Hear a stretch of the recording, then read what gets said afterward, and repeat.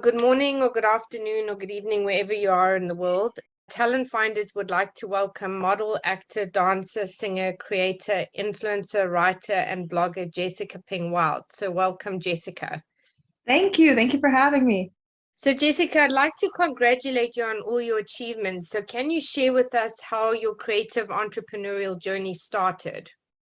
For sure. I mean, it really started, I would say, during the pandemic. That was when things were not going so great for a lot of people, and myself included in that. I was stuck over in the US. I was supposed to move to the UK in March of 2020, but we all know what happened at point in time. Yes. And basically, I was in this place. I was unable to get a full-time job because my visa could be ready any day.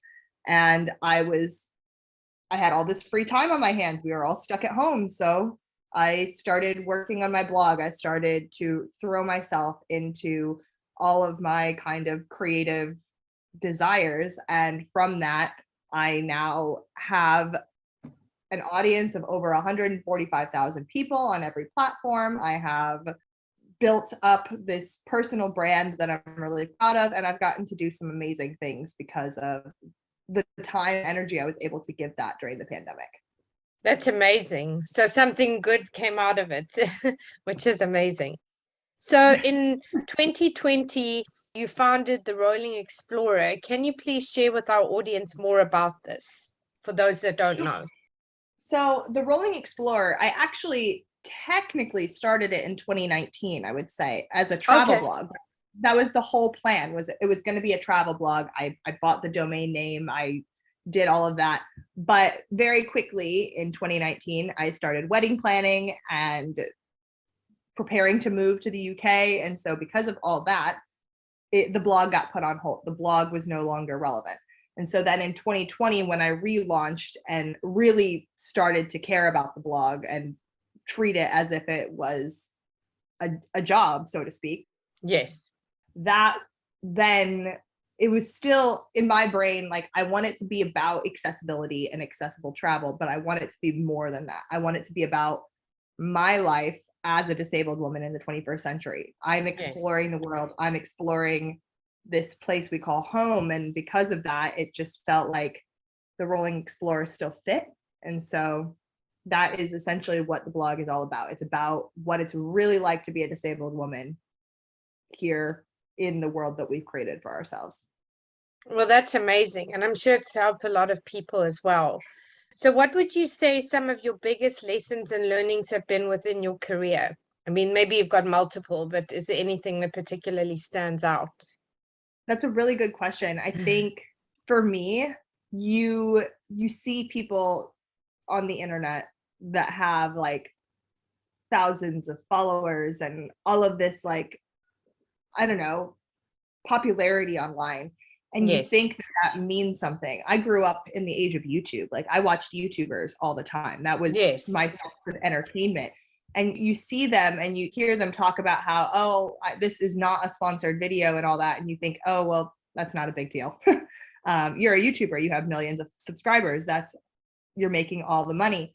But until you're in this creative space, you fail to see how difficult it is to actually make it a living as a creative. And you Yes. fail. And I think that to me, like even now with over 100,000 followers on Instagram, I'm still like, okay, it's still a hustle, it's still a grind. And I think living in this life and dedicating myself to kind of the creative arts, it's been fascinating to see the growth, but not the financial gain from that, and learning about personal investment. I think that is the big thing, and learning that it takes time, it takes energy, it takes money to make money. And I Yes. think that's been my biggest lesson so far in my career. So you were born with the rare child syndrome, and a rare condition that affects about 60 people worldwide. So can you share with us more about this, just to be able to give some people some insights into your conditions? Sure. So child syndrome is a very rare genetic condition. As you said, it's only known to affect about 60 people worldwide. That number has not changed since I was a child, to be fair. So I'm sure it has shifted in some capacity over the years, but that's still the number that's out there.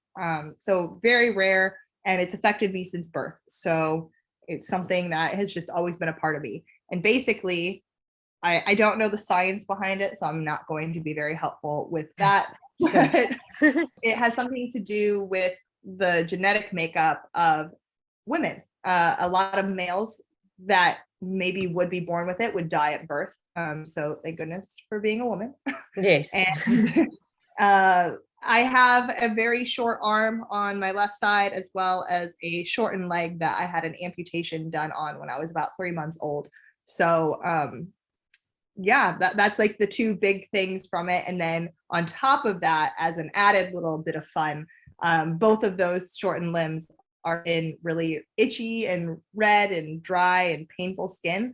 So it makes wearing a prosthetic all the more uncomfortable. So that's why I don't typically wear a prosthetic in my day-to-day life. I will wear one, and I have one, Yes. because being able to have that freedom is important. But if I were, when I was a child, I would wear it for every day of the week going to school, and then on the weekends as well to go do fun activities with the family and all that. And that was really bad for my skin. My skin was the worst it was ever when I was like 7, 8 years old. It was so painful. It was bleeding all the time. There were blisters. It was just miserable. So realistically, I cannot wear the prosthetic 24/7. So that's why I use a wheelchair primarily to get around long distances, and then we'll use the prosthetic as an enhancement for that. Or if I know a place is not wheelchair accessible, I then have the option to put the prosthetic on. Wow, amazing. I mean, the work you're doing is really incredible. So, although you've been faced with many challenges, you have and continue to inspire so many and found a way to turn everything around. And you use your talents in multiple ways through modeling, acting, dancing, singing, and much more. So, can you share with us more about this and what motivated or influenced you to pursue a career in the creative space?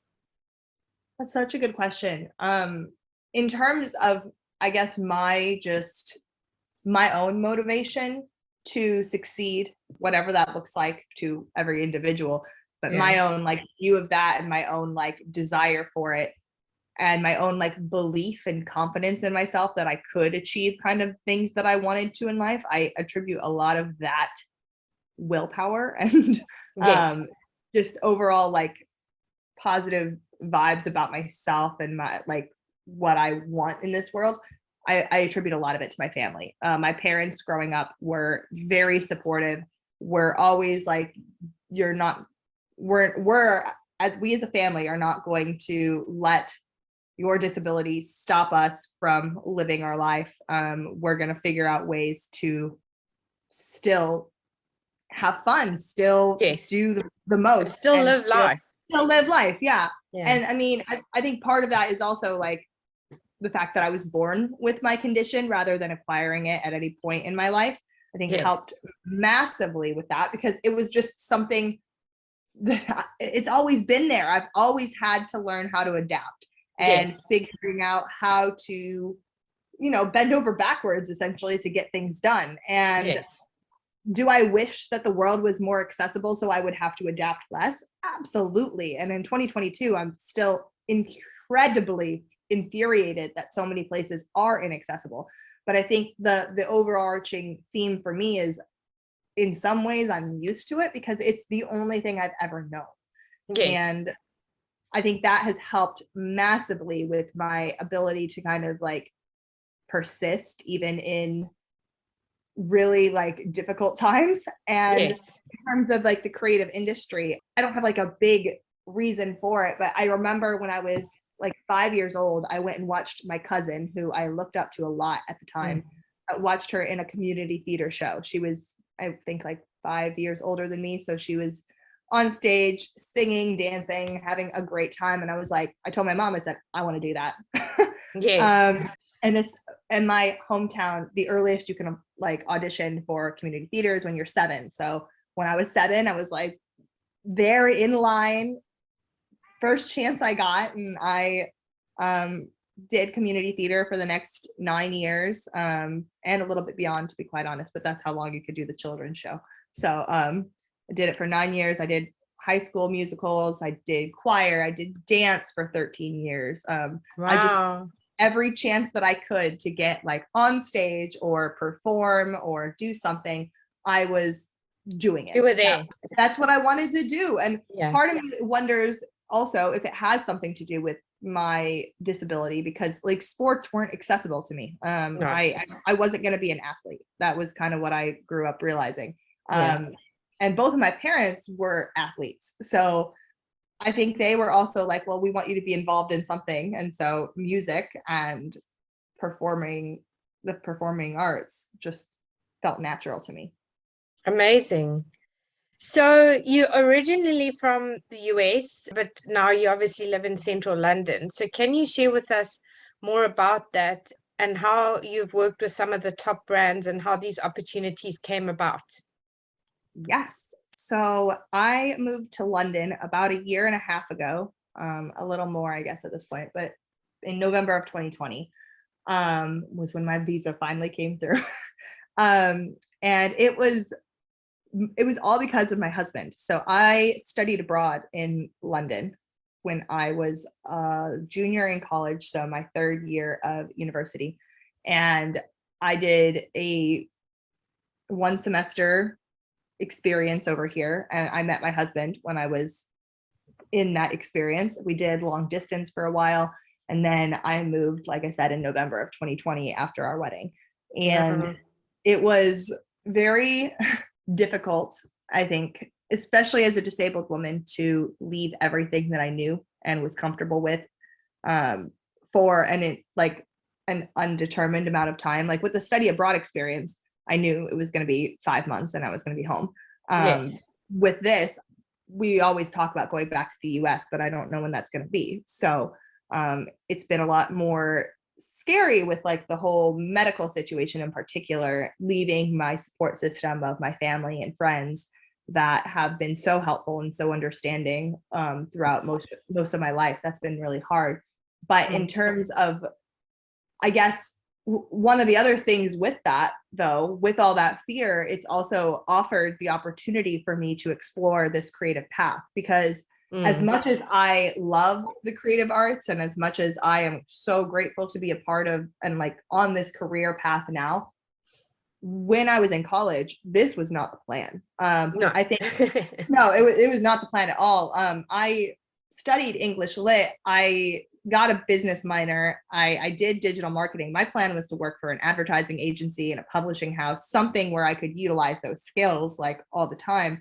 And the creative path and that's led me to be able to work with the brands that I have mostly came from the fact that the pandemic happened. Like again, like not to glorify the pandemic, because I know it was an absolute tragedy for so many people, myself included. It was terrible for my mental health.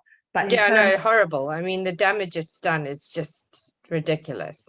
Yeah, in a lot of ways, it's irreparable. I mean, and the people we've lost and the opportunities that we've lost, the time we've lost, there's a lot to mourn there. But because of the time that it offered, I was able to throw myself into my blog, as I've said. And once I moved over here, I think that's the other side of it as well, is the fact that I moved to London. I knew I didn't have any connections over here. I didn't have any job security. And so because of that, my husband has been absolutely phenomenal and just said, okay, you've spent the last 6 months before you were able to move over here dedicated to this. We've seen it grow. We've seen what it can do. Keep going. And that's amazing. Yeah. And I mean, when he said that, I think I was bringing in maybe like a couple £100 a month, like maximum. Like it was really minuscule. And to be fair, some months still like will maybe bring in £300 a month, like, you know. So monetarily, he's been very, very supportive, which is really, really sweet. And I think between the move and just being in this really creative city and the pandemic and all of it, like the stars have just aligned to allow for all this to happen. And I signed with a talent agency called ZBD Talent in the spring of last year, which also has helped work with a lot of these brands. They have put me in contact with them. Some of them have just reached out to me. It just kind of, each individual situation has been different, but a lot of it has come from the blog itself. And for That's that, amazing. I'm just Wonderful. grateful. Thank you. So what would you say some of your biggest career highlights have been, or is there one, I'm sure maybe you've had multiple, but what sort of stands out for you in terms of your career highlights? I think my top three, my first one would be, I was a part of an, as far as I know, definitely international Google ad campaign. Wow. In the winter. That was a really big one. I didn't realize how big it was going to be until I had people from my hometown sending me messages like, is this you? Yes, it is. Wow. So that was Amazing. really cool. I got to walk in a runway during London Fashion Week. I think that was Oh, awesome. wow. What an incredible experience. Yeah, that was a really big one for me. I was really excited about that. And that's like always kind of been a dream of mine. And it kind of mixes the fashion and the modeling with the performing arts, which Yes. is like taking it back to that. And so that was really cool. And I love the brand that I walked for as well, and had a really good relationship with the designer and founder of it. So I really, really liked that experience. And then this next one might seem weird, but I hired an assistant in the last like couple of months, back in May. So what is it now? Oh, wow. So it's really, really new, but she has been incredible. She's not full-time or anything like that, but she does help me with a lot of things. And I feel like it's nice it's been really cool to be in that position to bring somebody on and have them helping me, have them believe in my message and all of that. And yeah, I'm just really excited about the work we're going to do together moving forward. So, having embraced your disability and inspired so many, what advice would you give to others, no matter any challenges they face and or are looking to pursue a similar career? That's a good question. I would say one of the biggest things that I think worked for me, Yes. and this is probably not the greatest advice, but it's a cliche at the same time. Fake it till you make it. Just throw yourself into it. You kind of have to turn off your ability to feel things like criticism, not criticism. Criticism is important, but just unwarranted criticism from potentially family or friends or peers or external people even. Yeah, exactly. Like people that just like happen upon you. You have to be able to turn off your radar to that sort of thing and just do it for yourself. You have to find something within it that makes you want to show up every day. I think that's the thing as well. Like one of the reasons I think I'm able to do it is because I know that the content that I'm making is educating so many people. I know that it's doing so many good things. I know that it's spreading positivity, and it does make a difference for a lot of people that watch my stuff. And Yes. It has the potential to spread so much awareness for the disabled lived condition. And because of that, I have a purpose beyond my own like desire to be creative. Yes. Which does come into play. Like I'm not saying that me wanting to have a job in the creative arts isn't relevant. Of course it's relevant, but having something beyond that, having a purpose to what I'm doing really helps me to show up every day. And it helps me turn off the negativity that comes from being in a very public online space. And so I think that would be my biggest suggestion is if it's something that you really want to do, no matter what it is, if it's being a creator online, if it's being an actor, if it's being a business owner, whatever it is, there's so many different paths this can apply to, but you have to find what your purpose in it is. Yes. Believe in it with your whole self and throw yourself into it, regardless of what people are saying. Yeah, absolutely. So what is your ultimate vision for you and your business?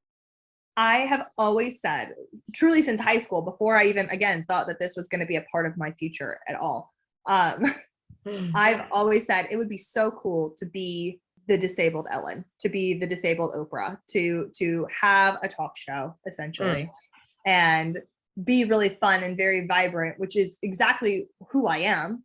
To be fair, it wouldn't be an act. It would just be letting myself be that person and get to tell stories. I'm a big believer in the power of representation and the power of storytelling. And I think that for me would be the ultimate goal. Amazing. So I'm sure you have a role model or have been a role model to other people, but has anybody within your career been a role model that's impacted and supported you? And I know you made mention of your family, but is there anybody that personally inspired you or supported you in some way? I don't necessarily think support, because a lot of the people that I take inspiration from, I've never met. Yes, true. But in terms of like somebody within my own community, within the disability community, that inspires me with their content and with their success and what they're doing and their messaging. Sophie Butler is somebody that I have looked up to, I think, for the last several years as I've been in this space. There's been other creators as well. The Disabled Hippie is another one. I look at these people and I see their models. They partner with these brands on these big campaigns. They do these things, and I'm like, I'm just wowed. And I've been wowed for 3 years as I've been growing my own brand and my own business. And I think I've just been so grateful to have their content, because up until a couple of years ago, when I started looking for disabled creators and disability representation in media in general, I didn't see any. So I didn't even know that somebody like me, somebody that looks like me, could do the thing. I had no idea. Yes.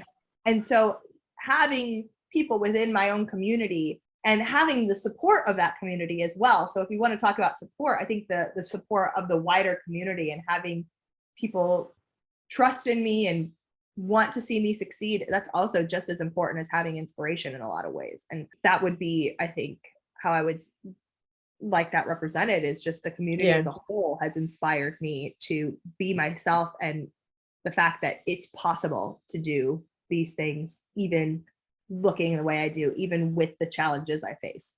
No, that's amazing.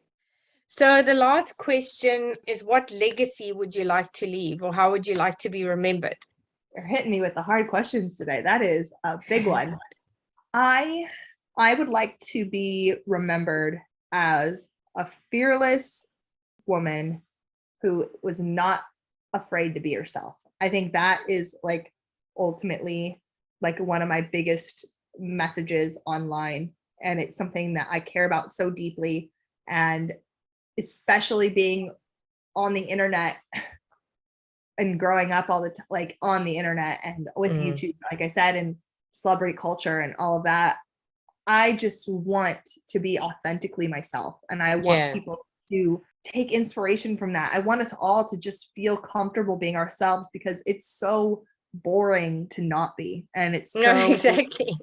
It is. It's so and it's stifling, and it's just so frustrating that still we've come so far in so many different ways as a society, but we're still just lagging on this ability to just be authentic and be and show up as ourselves every day. And so if I had a legacy to leave, that would be my ultimate one, just to be fearlessly myself and to take pride in that and give inspiration from that to others to do.